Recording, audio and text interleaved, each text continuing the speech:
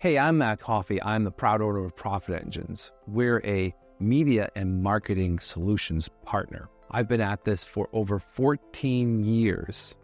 I built and sold a multi-million-dollar agency. I've cracked the Inc. 5000 list. I put 7 figures in the bank. I've done all the things that have created an expert level of understanding of marketing and sales systems. I've worked with over 1,000 different clients on different sizes and different shapes all throughout my career and helped them successfully move their business through these phases of implementation, growth to success. Profit Engines is really about delivering sustainable profit, boosting revenue, and driving growth for your business. So let's take it to the new heights for you. You used to be a customer of mine and now you're not. What's up? Well, you might think that I don't have the customer base anymore to be a customer. Well, I mean, it's a good thing and a bad thing, right? I was just going to say, I obviously don't love losing any customer, but a top user customer, I really don't like it. But I totally understand it when it's for, if you sell your freaking agency. So I guess we kept the agency you sold as a UpX customer, but you, Matt Coffey, are no longer. You have exited the building. What's that like? Well, I think it's interesting because, we're coming back anyways. I think one of the things that happens when you go through a selling process, and this is, for anybody who is in the thought process of doing this, it really takes 60 days after you sell to kind of reorganize the way that you think, or at least it was for me. And it wasn't the fact that I was like lost. I was just saying, okay, like there's at least, my situation may be different than most, and we can go through that in another few minutes. But from the 60 days or so that I took to kind of decompress, and it's not like I went on some drinking binge or anything like that. But I think, the concept is that I really wanted to take a look at what everybody else was doing and kind of think, okay, like that person's, they've done this person's done that. It's kind of like an observational, situation. Yeah. So you got to do your research. What would be interesting right now with, obviously in UpX, I see a lot of agencies, and with our coaching, we have I see into agencies really well. And one of the things that I just started doing that I think kind of plays into what you're just saying is I started networking with some friends of mine who know M&A people, right? And specifically M&A people who are in the agency space, right? And so I'm thinking, okay, for what my role, I'm not an M&A guy, right? Right. But I can tell you that me understanding what they want and how they look at an agency will definitely inform, one, how I build UpX, my software. I'm going to take all the stuff that they're doing, knowing that my tool had better help agencies do that, number one. And then number two is, as in terms of content, education, training, if it doesn't support what an ultimate exit is looking for, it's kind of worthless. It's kind of fluff. It's kind of complexity. So I actually have just like you're saying, I've been reaching out. I've got my buddy Ken Moskowitz. Do you know Ken, Ad Zombies? Mm-hmm. Yeah, super smart dude. Was just at a conference with him last month. And I said, dude, I want to start talking to some M&A people. Who do you know? Yeah. And that guy's been around forever, so he knows everybody. So he's got me a couple of really cool conversations going, which is really cool. But did you kind of just tell me, okay, so you sold your agency. How did the buyer find you? What was the whole thing kind of like? And sure. Then you wanted to talk about what you're doing next, because I assume you're going to do another agency. Is that kind of your game, or what are you thinking? Yeah, well, we can talk about that because it's a mix, right? Because I think that's what goes through everybody's head. It's like, hey, the world's become your oyster. Now what? So So maybe just a little backtrack for anybody who's not familiar with me. So, I started a long time ago when there wasn't any of this stuff, right? In 2010, I just did, I was like anybody else, very, very benign to the industry. I fell into it by accident, sitting down and Yeah, same. everybody does the same thing, right? So I'm sitting, getting my teeth cleaned by my dentist, and she's complaining about our website, and I go, okay, I'll build it for you. And so 5 years later, I've got a pretty sizable operation around 2015. And, one of the things that people may or may not know, which was that if you're familiar with GHL, Chase Buckner, and Chase Buckner was my VP of operations, right? So he came aboard early in our gestation as an agency, and we helped build out like that. We went through 1 million GHLs before we weren't through 1 million, but a lot, right? Before we got to the point where, we got to GHL, right? And then he was shanghaied in 2019 by Varun and Sean. But that's okay. I mean, it didn't really matter. In fact, I wished him the most success because I knew the success would be for everybody, because we needed it as an industry. We needed the product. Yeah, right. And so, step yourself through and by the way, and back in the day, 2016, we had our own, event, and we were doing white label marketing. We went down to Mexico with everybody and had a huge party. And, we actually went through a gestation period of kind of like the build out of a regular agency, got to 7 figures. And by, we had decided, okay, instead of just being a traditional agency, let's niche down to medical. And we went into, sort of paid medical marketing, which is all the aesthetics and weight loss and stuff like that. And that was up until about 2022 or 2023, we had gone from our business customer bloom to practice bloom, sort of transitioned from the general agency to practice.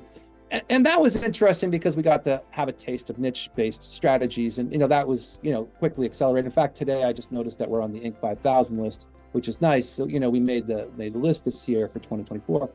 So, or I made the company, the root company, which is Coffee Group LLC, made the list, because obviously you've got multiple brands running, and I've sold a couple of those brands as we'll talk about.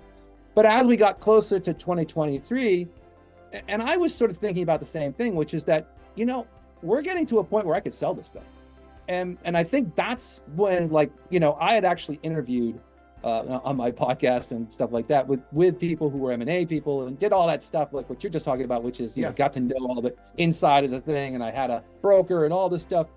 But what was curious about this, and again, this is going to be a story that probably doesn't happen to many people. As I got close to wanting to sell, which is in 2023, we were growing, the pace was great. I'm like, hey, I could probably get 7 figures for this. And luckily, or however you want to phrase luckily, my second in command had a windfall. She had a situation where the government gave her a pretty sizable return for a problem that she had with a property. So she offered me a pretty sizable number. And at first I said no.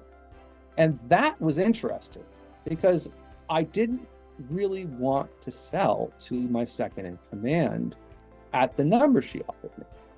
And for anybody who's probably going through this, I think that's a really difficult thing when it's not someone who's coming from the outside to purchase you. Because I had lots of offers. I had a tremendous amount of LOIs coming to me, and they were all 7-figure LOIs. And I was like, okay, we could do it. What ended up happening sort of in the end was I decided to say, you know what I'd rather do is take a portion of my client base, meaning a sizable little chunk, and sell the rest off. So I ended up sort of splitting, not necessarily splitting in equal parts, but about 20 or 30, somewhere around that, 20% of the agency went to me. My original customers that I've had for 1 million years, who were never going to go anywhere anyways, very, very stable. And I sold the medical division to her, which was my second.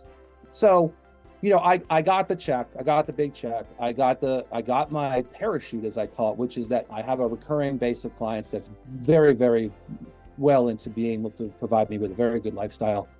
And now, going forward, the question is now, and so that's sort of where I'm at. So most people are going to go through a different route. And I tried to go through that route, which is the broker, right? Which is to go to get a broker, get a million LOIs, have conversations up the wazoo. And I spoke with everybody under the sun, just like you. I've joined all these groups and I've met all these people, and it all gets interesting. But the question I have was how quickly. And so I was able to close in 30 days because of the relationship with my second in command. Yeah. So we closed 4 weeks. We were done, piece of paper, both out, both agreeing, no hard feelings. No one's like pointing fingers. We didn't, both of us probably didn't like the deal, but both of us accepted it. Yeah. Yeah, that's good. That's what you want it to be. You know, you're both just a little bit unhappy. That way you both know you're getting a fair deal. Yeah, that I would say probably your second in command is not going to fall on a windfall, you know, is not going to fall into a heap of cash. So that's interesting though. I didn't know that you were able to keep a chunk of your agency. I mean, all the better. Well, that's why I said no in the beginning, because what I thought about was, okay, if I just leave like X and here's the whole thing, I'm sort of then, I always thought of it like, now what? Like now I really have to start from scratch. Yeah. And I'll put this to anybody who wants to sell. Consider that option, because it's really being, for me, a blessing in disguise, because I also kept a few of my key employees, right? So one of the things that was really cool was I kept some key employees. I kept a good chunk of change that affords me a very relatively decent lifestyle. And it's as if I went through a transition, but not really. Like I really never stopped doing what I'm doing. You know, I'm just sort of now, it's a lot quieter. I could say that. That's kind of nice. Yeah. So for me, it was the best of both worlds. And I think you have to think about this as you get closer to your sale. You know, is there something that would be nice? And I said this, it's funny because I mentioned this to my wife this morning. I said, you know, if you ever leave because she has a corporate job, she's always likes, you know, she's always wanted to work in the corporate world. And I said, you know, if you could leave your company, but keep a consulting role that you could keep going, that way you don't really transition. What you really do is you just basically upgrade yourself to first class, which is kind of what I thought, which is I've kind of gotten to a point where now I own an agency, which is the same agency, same tax ID, same name, or, you know, business name. But I don't have any of the heartache right now. Like if you're to design an agency, which everybody knows, if you could design an agency where no client complains, you'd keep doing it. Yeah. Because that would be the ultimate situation. So if I took all my non-complaining customers and I put them in a room and I said, okay, everybody, here's the rules. You can't complain. You have to pay me. I'll provide services and you get the same thing, but no complaining. And so I think I figured it out. And to continue that process, again, this doesn't happen to everybody, but as you transition, or if you're transitioning, consider that thought. Well, I think what's funny is a lot of times in these, like whenever you learn a lesson in business, you learn it, but you almost like fall into it. You know what I mean? And I remember whatever the saying is, your bottom 80%, whatever your bottom 80% of your customers are the worst customers anyway. You know, they're the ones who are going to make the most noise, put in the least effort, whatever. And, but you have this pocket of people that are just solid, right? They're just good. If all you did was build, and then cut, build, and then cut, and you were able to have kind of what you did, it's like super smart. Like this is really good. Just be left with the, you know, cut from the right cloth customers, you would have an amazing business. It's funny when in my own agency, again, we kind of fell backwards into it, right? I was able to bring on a whole bunch of customers really fast at a price point that at the time, because we're in the middle of a pandemic, I was super excited about, right? We got 100 customers paying us $297 a month, and then 150. And, you know, from that base, we then started saying, all right, here's this second offer, which is a done for you component. And we took whatever that was and we just jacked up. I mean, our profit margins just went through the roof. And what was interesting was the people who paid us the most complained the least, right? Yep. And it was the people who had, so the chain of reaction was people who had already bought from us, had been with us like in our system. And then we said, hey, we're offering this next layer of thing. Would you like it? They bought from us again. So they bought the little thing and then the bigger thing. And the bigger thing, which for us was, with UpX, you turn the ads on what effort is that? The big thing was, hey, our call center will call your leads and schedule your appointments and then give you a report at the end of the month. Right. Right. And we're charging $2,000 for that. Which in context, if they were to hire a person part-time, it would cost them more than $2,000. They would have to train the person. They would have to manage the person. And there is no way that person is going to provide them an action report at the end of the month. Right. So we do all that for them. Right. And that was that model of bringing in people and then saying to the people who had already bought, now here's this next thing, was awesome. And it upgraded our best customers like that. You kind of did it in reverse. Yeah. Which is, rad. Well, that's so cool. It was something that was the only way to make it happen. Right. So because you didn't want to lose out on your monthly recurring revenue. It's one thing to have a big lump of cash in the bank, but it's another thing to have income, because if you just take that lump of cash and you're just, okay, cool, I'm going to eat into this. Well, 3-4 years and it's gone or whatever, I don't know what kind of lifestyle, but it's more than that. I think for me, it was also, as I said before, I said no to the first offer, right? The reason why I said no was I had lots of other LOIs on the table. I mean, I had, 7-figure LOIs on the table, and I was like, look, I could get much more than you're offering. However, if we were to do this model where, ideally kind of it pays itself out anyways over however long, it's going to be even more if you think about it over a period of multiple years. And I think that's what kind of convinced me, because it was like an ongoing annual annuity. And I in lots of conversations I had with lots of different agency sellers or buyers, one of the strategies was to do an annuity where you would get paid an annuity. Instead of getting paid a lump sum, you would be paid an annuity. That would save on the taxes and all the stuff that you have to think about when you start to do this stuff. So that's what made me really think about it as well, which is that, I'd seen so many different business models. And of course, I've been in how many conversations about this stuff with all of these agency gurus and, been to how many presentations and, all these M&A guys that, have different variations. There's so many ways to do it. And my way is just one, right? There's a million ways we could have done it. So hold on real quick. So when you were negotiating with the other LOIs, they were offering an annuity. Like were they going to actually buy an annuity like insurance instrument? No. What I was saying was pay you annually. Part of the discussions I was having was, how could we structure this deal so that I could get paid for like 10 years, right? That was one of the conversations. The issue becomes relevance to the market, because we all know, and then this is why probably people want to listen to this. What's the gestation of where we are in the market? And that was my overarching concern about the entire agency business, which is, where are we?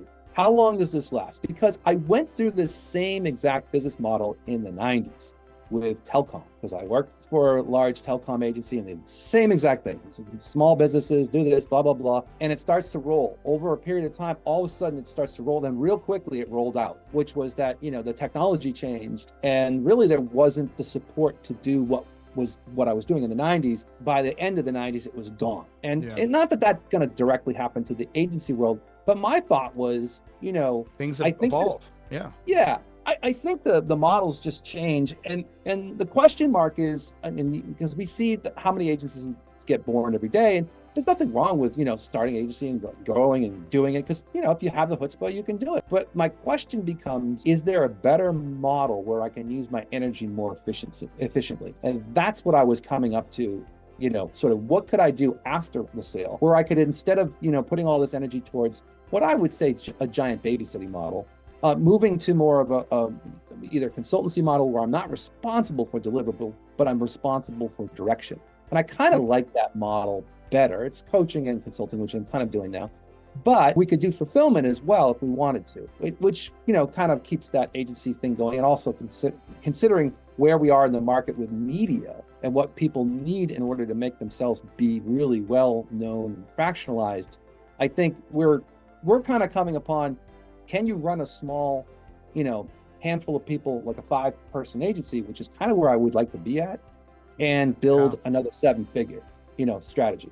I think that is, I think most people fall into that bracket. Like they don't want this robust 7-figure behemoth. Like it sounds like maybe if you're in your 20s, it sounds cool to be the boss of like 20, 30 people. Maybe that sounds cool. I can tell you from experience, it's not cool. No, it's not. And it's the least cool thing. It is. And again, for us, right? For other people, maybe they like it. What happens is that you get forced into responsibility queue, right? So whether it's a good or a bad decision doesn't really matter. It's just a decision, right? And so it's like political. Like some people will be red, some people will be blue. And so you make a decision and it's unpopular with some and it's popular with others. It becomes a giant game of trying to now please all the people who are working with you. And again, I loved all my teammates. I was just probably more in the line of just, getting to a certain point where it was something that I was not really wanting to do. Like I started, look behind me. I started an agency so I could live that lifestyle where I could be out on the road doing, playing with my heroes and recording with my heroes and playing gigs and being paid to be on stage. And I spent a lot of time trying to now placate the individuals within my company and backpedaling on decisions because it made people feel bad because I was being somewhat maybe intense, right? And I think that's what happens is that now you're kind of like, I want to do all this stuff. I want to have a lifestyle, but now I have to do this. And there's also this stuff in the background. And I think you end up in a circle where at some point you go, it's not worth my time or my money, no matter what it would. I mean, to me, I think at some level, and this is probably what everybody thinks about, your agency becomes a big, long thing that you're dragging up a hill. And when do you want to let go? And that's a very difficult thing to say because how many zeros does it take? That's what kind of got to me. It was like when I saw 7 zeros in the LOIs, I'm like, okay, we're good. I'm done. So for other people, it might be 10 million. Again, to me, I'm an older person. I'm in my 50s. I just wanted less responsibility, to tell you the truth. And I think my second in command saw that. And that's why she made me the offer. And that's why things worked out eventually, because I could figure out, a puzzle piece that was right for everybody. And, it is what it is. And I think if we move forward and we think objectively, like, where would you want to be? And what could you do? And where are the options? And to think not to just go after, the first thing that hits you. And that was the thing that almost killed me, was that I almost sold in the very beginning to another large agency who was going to make me work for them for 3 years. And I'm like, oh my God, can you imagine doing this for another 3 years? I couldn't do it. So. Well, working for somebody, right? Because you still have a part of your agency now, and you will presumably have that for much longer than 3 years. I do want to, I did a webinar yesterday, and in my webinar there's this quote from Steve Jobs, and I love this quote, and I probably will paraphrase it more so than quote it. It's something to the effect of, the real art is knowing what not to include in your products. Sure. Right. And just kind of going back to this idea of whatever business agency you're going to be building, there's like this natural path of complexity that you fall into, because every entrepreneur that builds something great starts out as a big idea guy or gal, right? We all have ideas, we all have visions, and that vision and that idea is never clean and clear. It's usually like, and it kind of evolves as you go. We want to, no, let's add this, let's add that, let's add this. It's interesting. I have had the 7-figure agency with tons of employees and tons of customers, and it wasn't super duper fun. A super duper didn't like it. And I've had the agency that had 2 VAs running the entire operation, and that was a ton of fun. And it's funny because we were just recently doing a group call, and there's another, Alex Machuca. Do you know Alex Machuca? Yes, of course. Yeah. So Machuca was talking about his same process of building an agency. He now has over 350 clients, all SaaS, right? All like just crushing it. And he said one word. He goes, I had to exercise a lot of discipline to keep things this simple. And I was like, oh dude, I didn't put it in those terms. It's one thing is being smart. It's, it's an art to know what to remove. But the other thing is it takes discipline to stay focused and simple, because he's got over 350 SaaS clients, and he's got a team of 4 that is managing an agency that size. And I think he's got 3 contract VAs that they go to from time to time for different things, but it's 4 people running that business. Dude, where do you know? I mean, we're all wondering, like, where are agencies going? Right. It's the democratization of technical skill, right? So as tools like UpX and High Level kind of perform these functions, we simplify it. We're taking away the high technical skill of, for example, a media buyer to do all these different things, and we're removing that. Right? We're removing that. And then we're making it so not only can you systemize a business, you can productize a business. And to me, I feel like that's the ultimate goal of businesses now, is when people use the word systemize, I feel like their businesses are too complex. When they use the word productize, I'm like, oh, that's a person that knows that out of the box, their thing functions, and it functions with intuitive, like you don't have to train in, people to all these depths of the earth to stand on your head and to do this and do that. No, it's like, no, these products are intuitive if you keep them simple. Which is, again, sometimes I do think about, it would be kind of fun to go back and build an agency now, because knowing what I know and being able to have seen what everyone else does and all this kind of stuff, it sounds like it would be kind of like a fun challenge in a way. In a way it would be fun. In another way, I'm completely content doing what I'm currently doing. So, well, that's part of it, right? So you have to be content with what you're doing, right? And I think, like for example, as a creative person, I mean, obviously, I'm a creative person. Look at all this shit behind me. Yep. So I kind of have to do creative stuff, or I'm kind of dead in the water. So I like having a handful of customers, because I'm doing creative stuff, and it's kind of cool, right? And one of the things that's fun is, and again, for me, it's the coaching side. It's the experience I've had of doing this for 16 years, 15 years, whatever, is talking with people and really having a customer come to me and say, oh my God, I need help. I really need your help. And then turning them from an unprofitable company to a profitable company. Yeah. Right. Which has been that has been a very interesting thing. I mean, you can't do it with small companies. They've got to be, 7 figures Are you talking about your customer base, your practices and stuff? Is that who you're talking about? Well, yeah. So, I started, so when I left or sold the company, I sold off my division's Customer Bloom and Practice Bloom, which were my traditional agencies. Yeah. And I started a company called Profit Engines, and Profit Engines is really looking for these companies who want to, create profit, and this is sort of like one of the things I've talked to a lot of people about, which is I have a lot of, every day someone will be in my mailbox saying, hey, I saw this episode, you can help me, blah, blah, blah. I have an agency, I have this company, I have that company. And what I'm trying to do is get them to think about profitability, and not necessarily revenue, but to think about how can we help you, go from where you are now.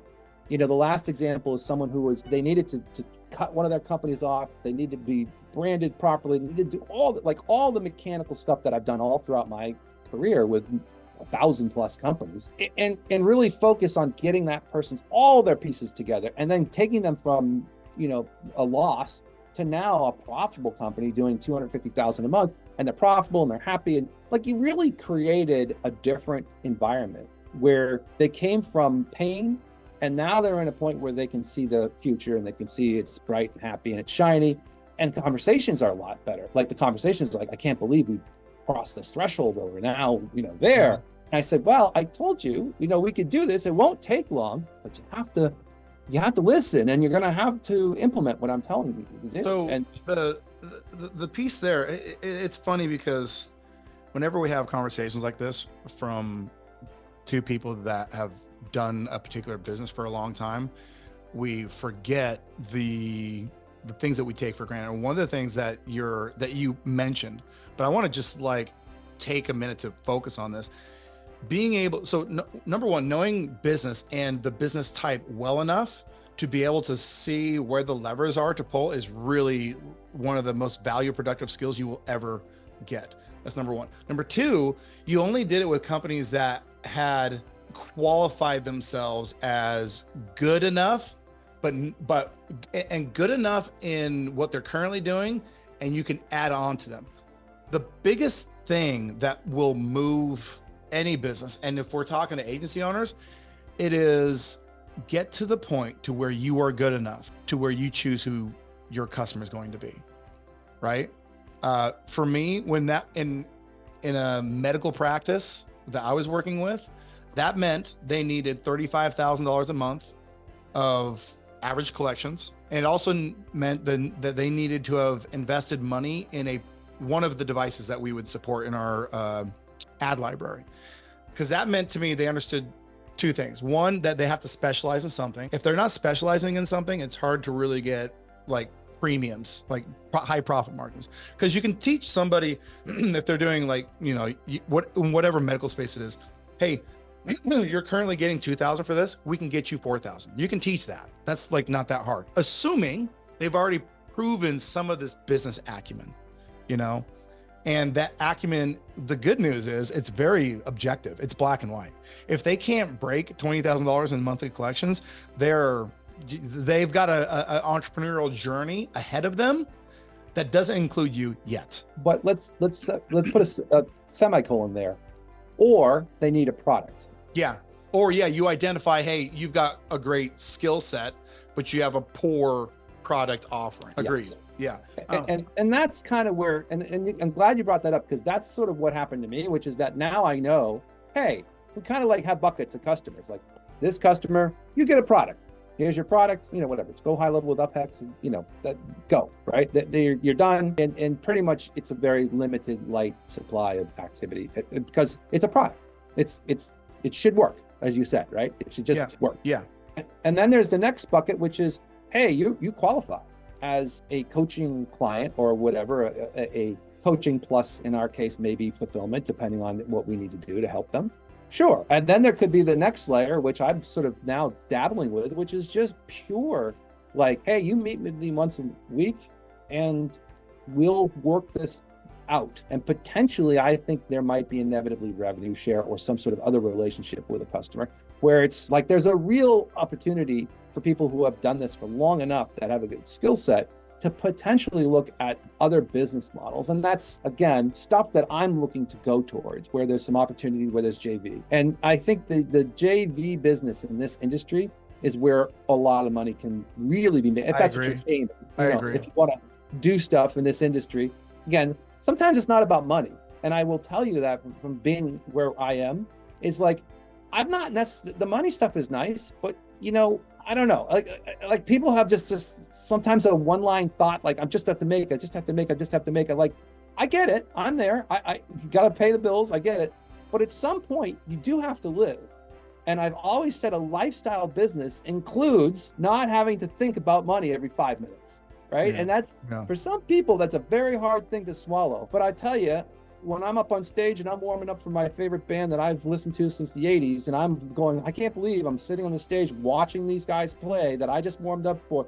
It's a different, there's not about like, how much did I make this month or how much, it's like, I got to that level where I could afford a lifestyle and time. And I could have probably tripled or whatever, done a lot more stuff, but I decided that the lifestyle was more important than the money. Let me ask you a question. I posted in our Facebook community this morning, I said, your biggest risk as an agency when you're starting is not knowing what you don't know, right? It's the ignorance tax, right? It's being sold on a business model, in this case, agencies, right? The agency model, which is a great model, right? Very much. But it's being sold on one reality where the true reality is more nuanced. And I'm not going to say complex. I'm going to say there's more dimensions to it. Because when people come in, they're like, oh, I'm going to slap this up. I'm going to do that. And then customers will just come because that's what everybody says in these Facebook groups, right? What do you think the ignorance tax buckets are? Like, what do you think because I know you coach agencies, right? I know you're active in different communities from time to time. what is it that you see? Yeah. What is it that you see that people are ignorant to when they are in their first year of their agency? The first year. Yeah. Well, I mean, that's a pretty wide stance of a question. In general, everything takes 3 times longer than you think it does. I would say that's the first thing. And even now, things take a lot longer than I think they do. The energy involved to try and do a liftoff of an agency into orbit is enormously impactful for your health.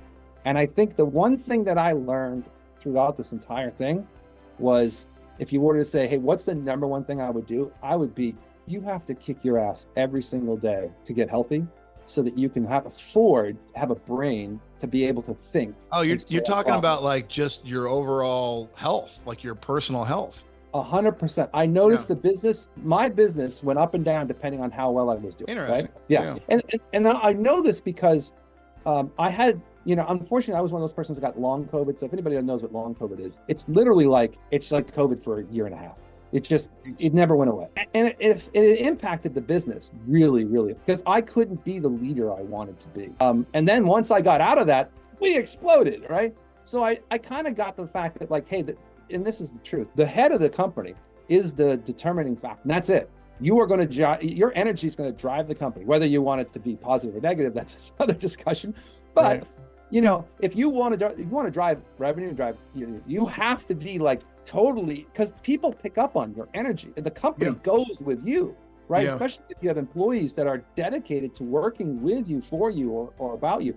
And certainly you can pass down that to subordinates as managers and stuff like that. And that can happen in larger corporations. But honestly, your level of enthusiasm and energy has to be at a frigging cheerleader level, that you are the best thing on the planet. And if you start with day one doing that and you have the energy level, it will carry you through your first year. You may not make a lot of money, but I think that's the number one thing, is that you've got to be in like a marathon level shape in order to get through that first year. That's the thing I would say that people don't recognize, what type of energy they're going to have to put in. Yeah, because the losses you suffer require a stoic, and they require resolve. You have to be resolved to get through these things. I guess my question was more geared at so for example, when I see people come in, number one, they don't understand the fundamentals of business, as in I have to define who my customer is, right?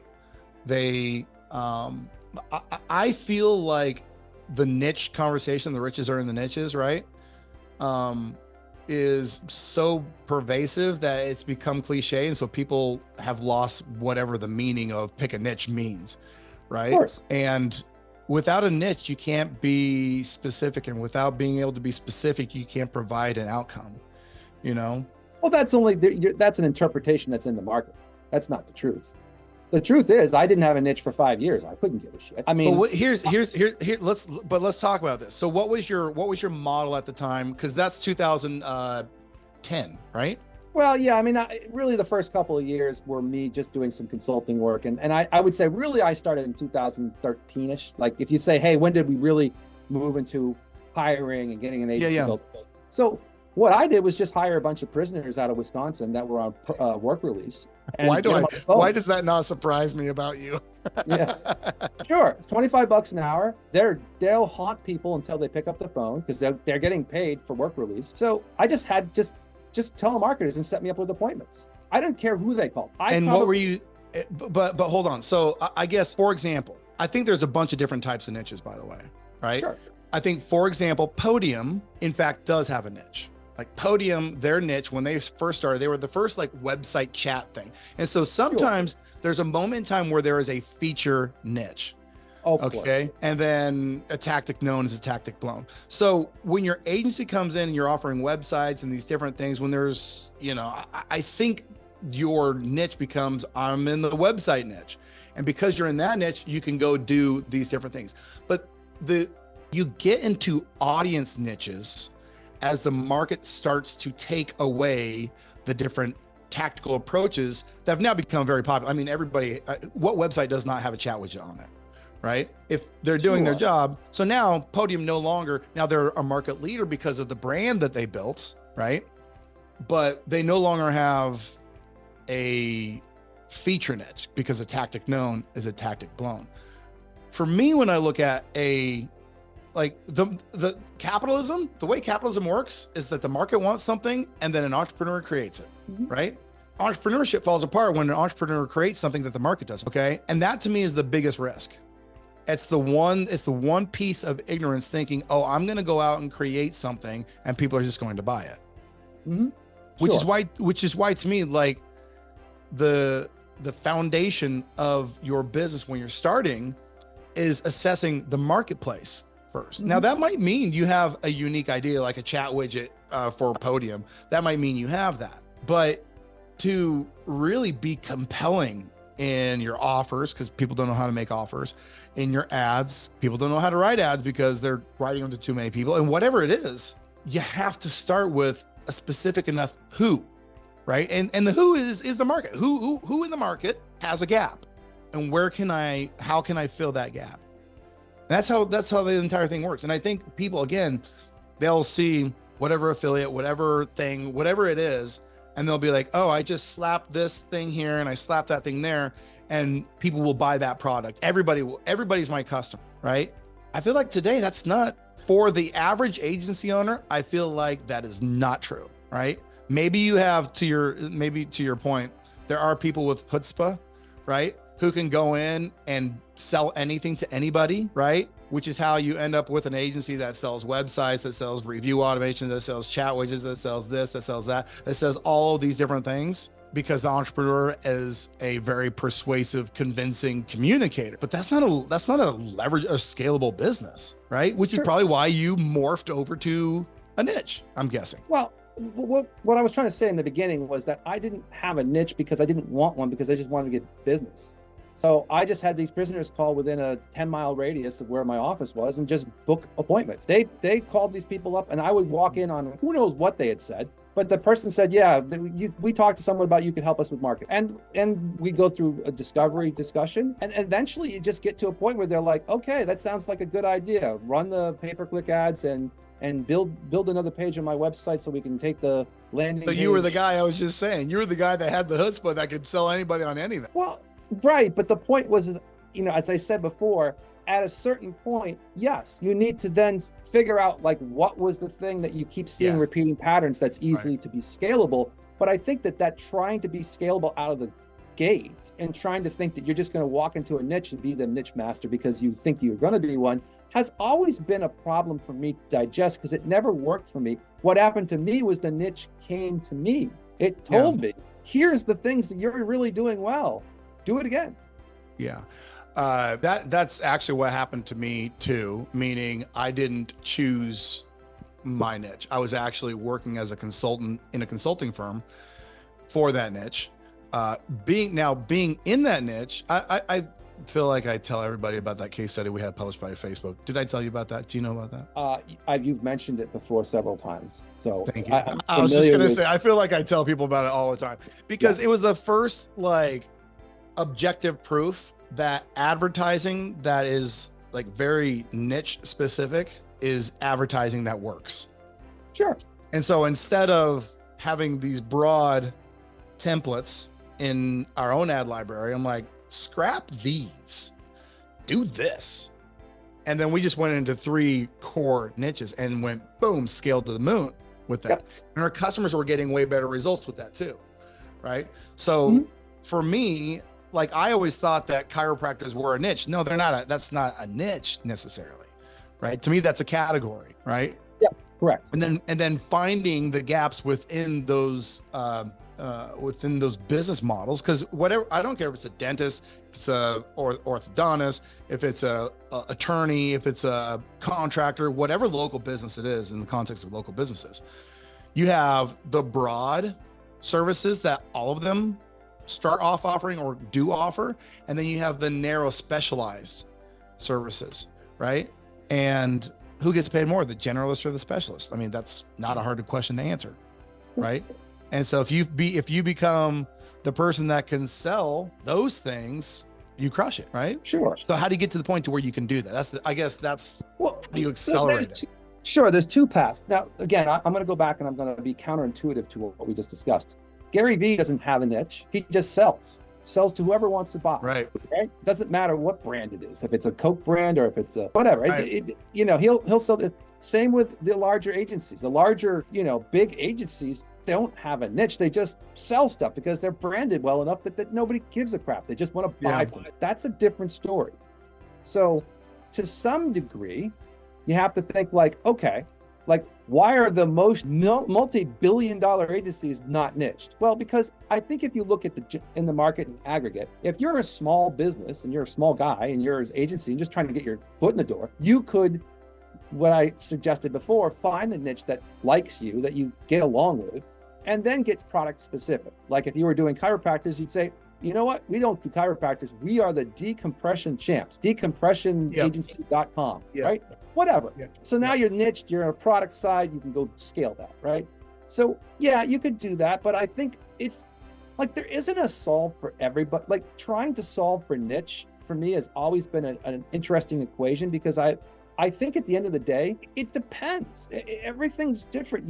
Your niche might be, my office is 10 miles away. I don't want to leave 10 miles from my office, so I want to go see, I want to physically be in front of these people. And my niche is this town or these areas where I'm an expert at this area. And all my customers are local customers that they're either a bottle dispenser or an oil company or a garage door guy or a fence company that I know that personally, and they'll never, in fact, those customers stay forever because they want a local guy that supports them, because that's their gig. Yeah, that could be your niche. Gig is they want to buy the local guy because they want to sell to the local guy. So that might be a niche. And that's why, now I'll make a very important point here, those customers who the prisoners called 10 years ago are still my customers, because they're local customers and they want to deal with somebody local and they don't give a shit about anything else except for that. And that's the funny thing. That's a niche. That's true. Yeah, no, I think you're right. That's USP, right? So, yeah, I agree.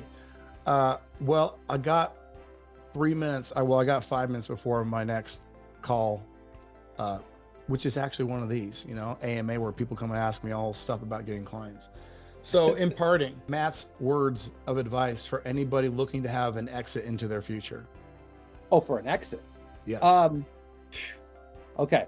Let me give you my 2-year advice. I started 2 years before I wanted to exit. So as I said, in 2022, I planned my exit. In fact, I said I want to be out of this business before the next election.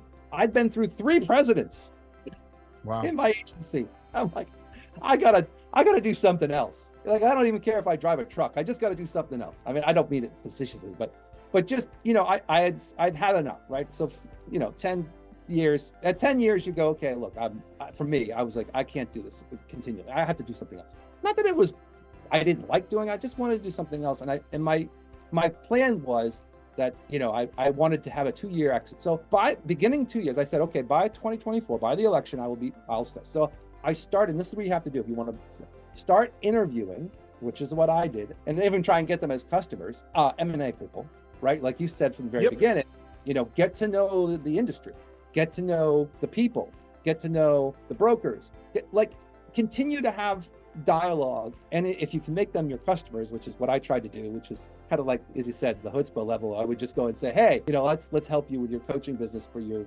M&A. But anyway, so I went through all those people and I learned like a little bit, like if you dip your finger in honey, you're bound to get a little bit off on your finger as you pull your finger out of the jar. So every time I learned a little bit, and the 2 things I learned, if you wanted to take this down, one, I think the best thing you can possibly do is to get a paycheck which represents as much as possible of your business in one shot. Meaning, can you get 100% or whatever of your business paid upfront, up to 100%? So I was looking at the end, I was looking at brokers who would go and negotiate at least 80% of the value as a one-time check, right? And that would be my sort of over-under, which is that, because you're going to get lots of LOIs that will be like, 3 years here, 5 years there, 3 years that. It's like there's an unending amount of people that would do that, and by the time that those things are up, you don't know what's happening. And a lot of people I spoke with were like, yeah, those are traditional. That's what the big people do. Like, well, we're not big people. We're small people. We need money. We need to get paid out. So that's the first thing, is to try and find like a way to get your as much value up front as possible and keep pushing on that thing. The second thing is always look for alternatives in the market. And for me, I got an alternative, right? It was something that doesn't happen very often. Very rare that you sell to an internal employee, but it happened for me. And that's just because of the way that things turned out. But if I had sold earlier, I wouldn't have had the opportunity. So again, plan 2 years of fooling around of all these different situations, and something over 2 years will turn up. And a lot of people would probably agree with me that if you could put 2 years into your selling process, man, will you be a better off student of this selling of M&A and all the rest of this business as well. So now I've had 2 years of doing this stuff, and boy, I've already helped another agency buy another agency. So it's kind of funny. Like, I actually got paid to do what I've been doing for the last 2 years, which is to negotiate. And I helped her probably buy the agency for about half of what she expected to pay for it. So that was a really good idea. I wish she paid me more. I should have gotten a commission check, but I just did it as a favor. But it was really kind of one of the things that I noticed, which is that you also become a student of the game. And that's the end of the story, which is if you become a student of the game, you're just better off in general. Love it. All right, buddy. Thanks for dropping some value bombs here. Appreciate you. And 1 p.m. We'll see you. All right. All right, man. Hey, Matt, thanks, buddy. I got to jump over to this Get Clients workshop I got going today, but it's nice catching up, dude. Congrats. Yeah. Well, we'll see you in, right. Are you speaking at, No, I won't be speaking, but I will be there. Okay. Yeah. Yeah. I mean,